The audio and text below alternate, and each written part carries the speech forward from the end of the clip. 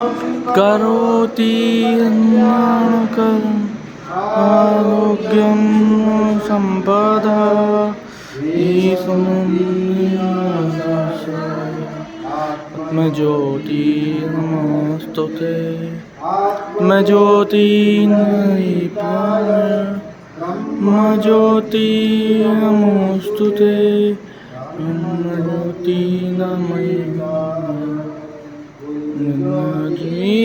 नमोस्तुते।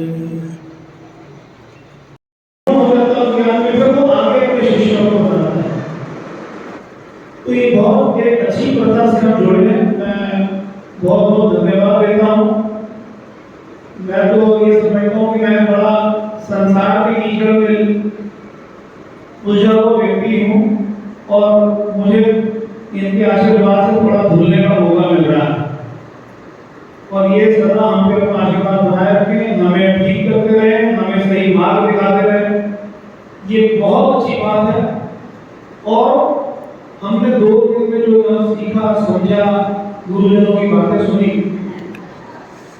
उससे हमें आगे जो नन्हे मुन्ने छोटे छोटे बालक हैं जिनके लिए आप लोगों को आचार्य बनाया गया है और इन आचार्यों में से ही भाई साहब ने बताया प्रशिक्षक भी बने।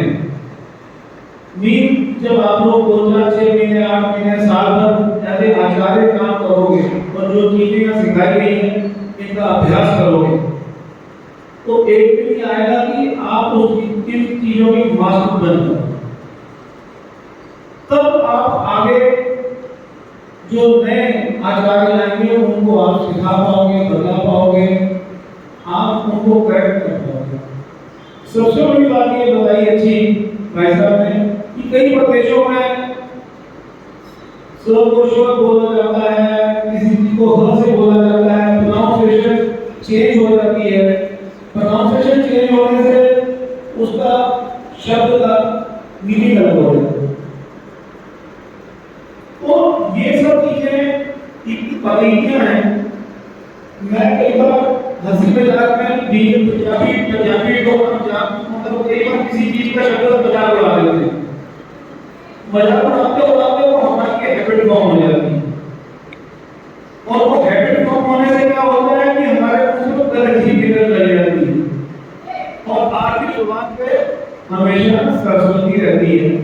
तो हम कोशिश करें हमारे जुबान से मजाक में भी कोई गलत प्रोनाउंसिएशन ना निकले, गलत चीज ना निकले। बाकी आगे समय आएगा, हम बहुत कुछ सीखेंगे भाई साहब से। मैं बहुत बहुत आभार प्रकट करता हूँ सभी का, भाई साहब का, वीरेंद्र कुमार जी का, पटना से आए हैं, कई स्कूलों के प्रिंसिपल रहे और कितने ही बच्चों को इन्होंने ठीक कर दिया। हमारा कान पकड़ के और प्रातः 10 बजे से हम सबों ने यहाँ साधना शुरू की। एक शिक्षण वर्ग इसको कहा हमने, लेकिन वास्तव में ये साधना का वर्ग है।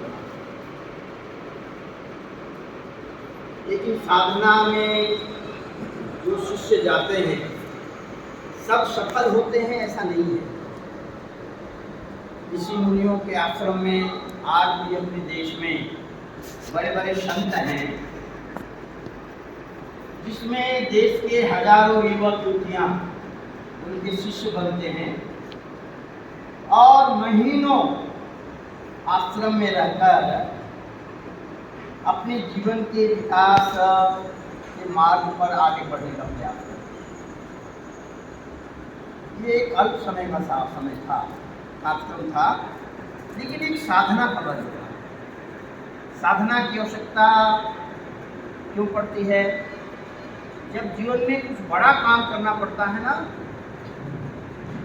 तो बड़े काम करने के लिए संकल्प लेना पड़ता है और संकल्प साधना से आते हैं जीवन में। इस संकल्प और साधना में गुरु का अपने बहुत महत्व रहा है। अपने देश में गुरु को कितना महत्व दिया गया है। एक श्लोक आता है, हम सब जानते हो। हम कहते हैं कि सृष्टि का संचालन त्रिदेव करते हैं, ब्रह्मा विष्णु महेश। लेकिन नहीं, हमारे ऋषियों ने बताया इस सृष्टि का निर्माण ब्रह्मा विष्णु महेश ने किया है। इस सृष्टि को संचालित करने के लिए मनुष्यों का निर्माण जिसने किया उसको गुरु कहते हैं। और इसलिए अपने यहाँ कहा गया गुरु ब्रह्मा, गुरु की तुलना ब्रह्मा से की गई। गुरु विष्णु और गुरुदेवो महेश्वर, ब्रह्मा विष्णु महेश से गुरु चुना। और इतना ही नहीं रुका, उससे आगे चले गए। गुरु साक्षात परम ब्रह्म, इनसे भी कहीं ऊपर की शक्ति परम ब्रह्म की है। तस्मै श्री गुरु। क्यों? हमने कहा ना, सृष्टि का निर्माण तो ब्रह्मा विष्णु महेश करते हैं। उसके अंतर्गत माता पिता के संयोग से हमको मनुष्य शरीर मिलता है अपने कर्मों के आधार पर। लेकिन मनुष्यत्व जो है वो गुरु के कारण ही प्राप्त। तो हम सब एक बड़ी साधना करने वाले हैं, अति सामान्य जीवन जीने वाले, निरुद्देश्य जीवन जीने वाले, समाज के अभाव में रहने वाले ऐसे बच्चे, ऐसे परिवार को जीवन की दिशा देने के लिए हमने ये अल्पकाल की साधना की है। साधना ये आंतरिक होता है, ये बाह्य चीज नहीं है, अंतःकरण का विषय है ये। और इसके लिए साधक बनना पड़ता है, एकाग्र चित्त होना पड़ता है। उद्घाटन के सत्र में आपसे निवेदन किया था हमने कि हम अगले 36 घंटे तक यहीं पर रहकर इस साधना में लगे। यहीं पर लगने का अर्थ भी बताया। हम कितने यहाँ रहे, कितने साधना में आगे बढ़े, ये अब पता चलेगा अपने कार्य क्षेत्र में जाने के बाद। हमारे साथ जो 20-25 बच्चे जुड़े हैं, जिनके भविष्य सुधारने के लिए हम आचार्य बने हैं, जिनके परिवार में संस्कार लाने का हमने यहाँ योग सीखा है, इसको कार्यान्वित करना और इससे जो परिणाम आएगा उसकी आप तुलना नहीं कर सकते, सोच नहीं सकती हो उससे कितना आनंद मनुष्य को मिलता है, उसको सोच नहीं सकते। लाल बहादुर शास्त्री जी के जीवन की एक छोटी सी प्रसंग है। कहते हैं वो प्रधानमंत्री बन गए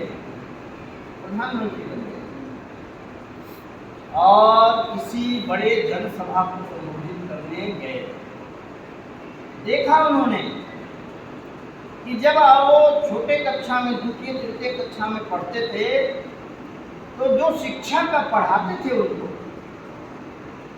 वो खड़े थे भीड़ में, प्रधानमंत्री थे, इस बात की चिंता नहीं की, वहां से उतरे, जाकर उनको साष्टांग प्रणाम किया। सारे लोग आश्चर्यचकित थे।